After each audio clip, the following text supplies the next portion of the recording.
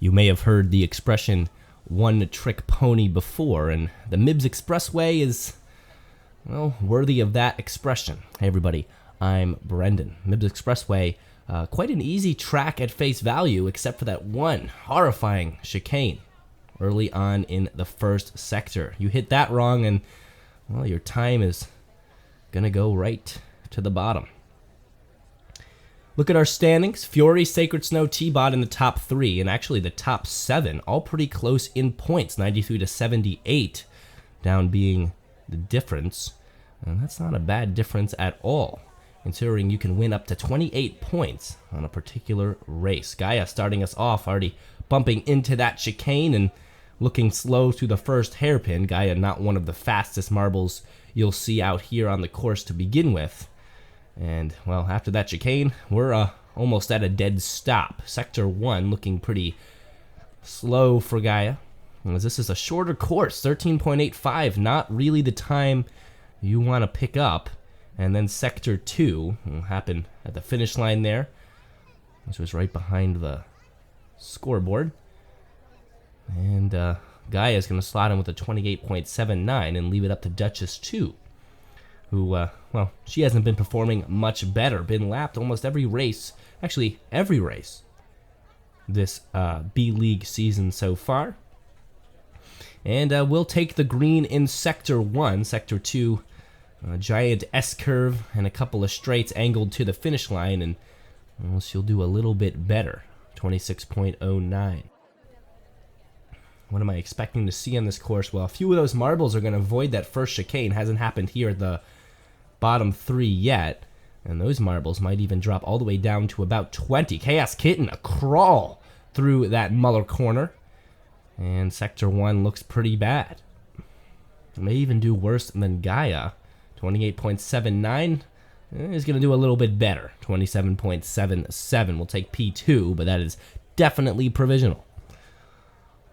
Mocha, first one to avoid that chicane, threads the needle right there, and it's going to be very fast through the first sector, 9.05, and we'll take to the S-curves with quite a bit of speed. Hitting that first chicane is not just detrimental at the moment, but it counts for your speed later on.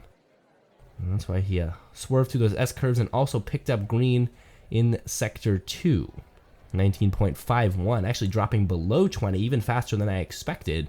And it looks like times are going to be quite lopsided either way today. Undertow taking the red in Sector 1. Wow, not the best look from Undertow. 14.05, I didn't even think that it was going to get worse than Gaia. And then he will cross with, well, he still will do better than Gaia. But that first sector was a killer. Wicked Owl. Ooh, dodges to the near side of that first curve and ends up bumping through the chicane and slow. Remember in last time we saw this course, a marble got stuck. A couple of marbles got stuck early on in Sector 1 during the race. Some of them were bumped loose later on. Some of them were not. And we'll see if that happens today. Definitely by how the time trials are looking, it looks like it might be possible. 26.60 for a Wicked Owl. And that will bring up Blaster, who blasts right into the wall of that first chicane. And is on track for not the fastest of times. Sector 1 looking, well, not much better than Chaos Kitten. And he crawls into Sector 2. Through the S-curve, starting to pick up a little bit, but it's quite wobbly. You want to try to stay to the outside of the curve. Stay off that inner wall. It's not happening. And, well, Blaster will barely stay ahead of Undertow. Red Baron Sky does thread the needle on the first chicanes, will be fast through the Muller corner. 8.87 takes the green in Sector 1. Now to the S-curve, and you see he's staying right towards the outside of the S-curve. Exactly what you want to do. And he was able to hold speed through. No green in Sector 2, but he slots under Mocha. Pretty good performance. Arjun, ooh, he almost went backwards there as he hit the chicane, and that's not going to be good. He looks a little bit faster through the first sector after running into that chicane. But still, 13.1, not a good look for a veteran. He's been struggling here in the B League, and it doesn't look like Arjun's going to qualify at this point. Only 2 more races for him to turn things around. He will take P4. And honestly, based on the fact that most of these marbles are missing out on threading the needle on that first chicane, well, that P4 might be a little bit more stable than you think. Icarus, again, not very good through the first sector, but it might look faster than Arjun. 17-18 on the clock. Arjun 26.1. Can he do better? 23-24. Looks like he will. P3. Actually, that's better than Duchess 2 as well. Now Silver Blur. Silver Blur has been quite all over the place. And he's sitting right in the middle of the pack right now with 45 overall points, about half of what our leader has. And he takes the green in Sector 1. And the green in Sector 2, when we have a new provisional poll, 18.82, dropped down below 19. I didn't think we were going to get there, I have to be honest. Rondora kind of does a pinball through the chicane. Looked a little bit better than knocking off just that middle section, but still not the fastest. 13 flat for Sector 1. And we'll head to this S-curve. And, well, doesn't look bad at all. Quite fast through Sector 2, and things might look good coming to the end. And yes, P5. Our first, well, not our first 25 second time, but our second one, and under Duchess 2. Raging Relic almost gets caught up there on the hairpin. And this looks like it will be a slow time as well. Sector 1 looking pretty shoddy. And how about the S-curve? Looks like he's speeding up a little bit, able to avoid the inside walls. Doing a good job with that. Crosses the line, and well, 13.53 in Sector 2. That will give him P8. A shame. Gaia still sits at the bottom of the standings. Flashfire getting caught up after the chicane, and that's going to be a really slow Sector 1 time. It might even be worse. No. Manages to keep it away from 14 and not take any red, but well, Flashfire might fall quite a bit short of even the top 10. Time looks good through Sector 2, actually, and P10 actually slots in right above Chaos Kitten. Now we'll leave Dragon Egg. How did he look to the first chicane? Bounds through, not too slow, definitely not too fast. And it's a tough one, and I mean, that's a controversial track piece. A lot of viewers might say that's not really a good function to have on the track. Really stunts a lot of marble speed. How can that be good for racing? But then again, we like to present a challenge here at the Racing Marble League. P9 for Dragon Egg. And this might be the way to do it. It makes for a lopsided race, but 1 in 6 races, it might be worth the wacky feature. Glory doing quite good through the first sector, takes 10.01. Definitely a lot better than most of the other marbles. No green, but well, he's gonna finish under 23. So I mean, yeah, no, 23.15. My prediction was a little off, but general idea, and Glory takes P4. Duchess 2 still holding on to P7. Definitely going to be the best performance for Duchess 2 in the qualifiers, should she manage to hold on through the end of these qualifiers. Spectacular. And Spectacular's within striking distance of the top. 62 points on the season, still behind Fury by about 31. He will slot into P6, but he has a chance.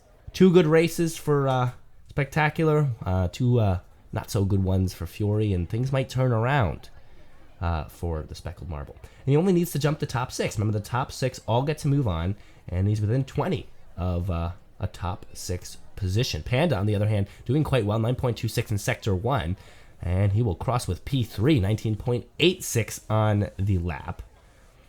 And Panda's at 78, so even more so ready to jump to that top 6 grouping. Definitely want to see that. Good to see a few veterans, and right now 3 veterans are really threatening for a top 6 spot. That'll be T-Bot, Skunk, and Panda. Skunk being out there right now, holding a decent Sector 1 time of 11.05, and looks like Sector 2 will be pretty good as well, and he'll take P5. And now here all the veterans come through and start to push down the rookie marbles lower on the standings. Tornado, who actually won one of the races this season, previous race. And looking pretty terrible through the first sector. Almost took red on it. It's about a second off. Maybe he can pick it up in Sector 2. Does look pretty good through Sector 2. Winding through the S's quite fast, using the banks to his advantage, and he'll grab P7. And honestly, especially with the difficulty of managing that first chicane, you can't sneeze at a P7. Fleur de Lis. And now we're really up into the top 4 right now. 83 points on the season for Fleur de Lis. And green in Sector 1. So definitely a marble to watch out for in race 5. He definitely could use a good race today. P2. Fleur de Lis, not far out of the first place spot, as well as T-Bot, who is actually only about 4 points away. Fleur de Lis and Tornado are tied at 83. That'll leave Skunk at 82, bringing up the anchor in that top 6. T-Bot with 3rd, and of course Sacred Snow and Fury will round out those top 2. We'll see them in a moment. T-Bot not the terrible time, and we'll take P8. And, well, not bad. Well, not great. Sacred Snow, bright white marble. Can he dodge the first chicane? Actually, no, but he's not that slow through it. I will say, we've seen much slower ways to take that first chicane if you don't thread the needle. 11.73, so taking a median time here in Sector 1. And how does it look coming through towards the end here? And that will be P8. And we got Fury, last one. On the chopping block, actually fast through the chicane, but not fast enough for any P1. You have to, again, you have to thread that needle for that. We'll dodge to the inside of the mullet corner here. And looks like he will probably round down. Let's predict. I'm going to guess P7. I think he's going to round out at P7. Just above Sacred Snow. And, I don't know, P9. So just below Sacred Snow. I was a little bit off in my calculations, but we got our starting grid. Silver Blur, Fleur de Lis, Mocha, Panda, Red Baron Sky to take the top 5 spots as we roll towards race 5. This will be 11 laps. It's a shorter race than we're used to. We got Tunnel over the top as the marble booster will shoot them back up the highway, and they'll need some of that protective barrier to keep any marbles from flying off. But the green flag is on, and we are rolling, and who's going to come out into the lead? It will be Skunk for a second. But now Panda takes the lead here in lap 1. Starts to separate a little bit, and Fleur de Lis follows right behind. Skunk now dropped back to 3rd. Red Baron Sky and Fury coming in right behind. And we have mostly a battle between the top 6. Red Baron Sky kind of a little bit not part of that group per se, but, well, he's up to 2nd place. Keep an eye on him. And as these marbles bound through the chicane, a lot of them slowing down on this near hairpin. And well, I'm afraid we're going to get a marble to get stuck here in these 11 laps. Right now, Sacred Snow finally finding his way back to 1st. We haven't seen him race up really in the top since the first race, but he's coming back with quite a fury, as opposed to Fury himself, who's slowly slipping towards the end of the top 10. They roll up the highway, and I don't know.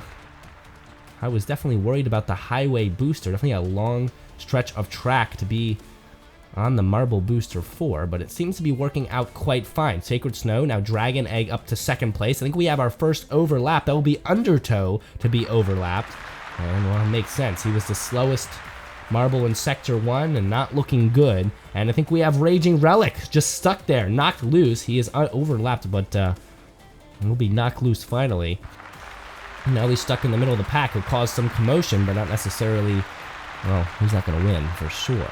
Sacred Snow, now Panda to 2nd, Dragon Egg into 3rd, Fury making a run for the top again. He jumped to top 4 and now got stuck in 5th. And I think I saw Arjun in there as well, pretty lagging behind. And Gaia and Blaster overlapped as I say that. Sacred Snow really doing work out there, maybe going for the record of overlaps.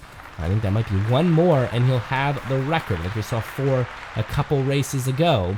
And see if he can do it.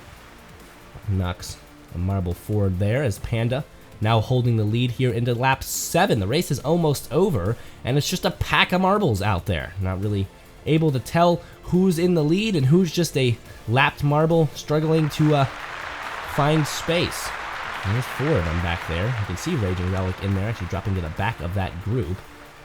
And it's going to be hard to tell them apart. Sacred Snow, though, Fleur de Lune. We see Fleur de Lune finally coming up on Sacred Snow here. Couple lengths behind. Here comes the S curve. Sacred Snow goes outside for both curves. So does Fleur de Lune, but Fleur de Lune can't gain any speed on him. But here we go through the finish line into lap 9. Fleur de Lune puts on the burst of speed. Sacred Snow coming back here for a couple collisions. And the Muller corner says it all. Ooh, Fleur de Lune couldn't hold on to that middle line and dives to the outside. And Sacred Snow finds that gap. And we'll jump back into the lead. And we're in lap 10. Couple laps to go here. Fleur de Lune looking to take another victory this season, but Sacred Snow has been holding him off pretty well and has been capitalizing on mistakes. Not that time. Sacred Snow flies to the outside of the Muller corner, and Fleur de Lune stays in the middle. He will find the lead again, and this is the time to do it. 1 lap to go here. And we run back up the booster again. Another marble. Blue one here in the way. Maybe that might be Chaos Kitten, and that's going to put a stunt on Fleur de Lune. Sacred Snow is going to find that gap and actually get around Chaos Kitten. Yes, it was, and a record on overlaps if he can stay ahead, and he'll come towards the finish line and take the race. In the last lap, Fleur de Lune couldn't hold on, and actually Fury coming in second place. Definitely he needed that if he's looking for a first place finish, and now we'll let the rest of them finish. Fleur de Lune, T-Bot, Skunk, Dragon Egg, Silver Blur, Panda, and Tornado. And who will round out our top 10 Old Spectacular, who's been just outside the top 6 club for most of the season here in the B League. Red Baron Sky, who started quite well, couldn't hold on amongst all the elite marbles, drops to 11th. Duchess 2, best finish for Duchess 2 in 12th. So give credit where credit is due there, definitely better than 24th, where Gaia continues to dance with. But here's the podium, Sacred Snow atop the podium, followed by Fury and Fleur de Lune coming in 3rd.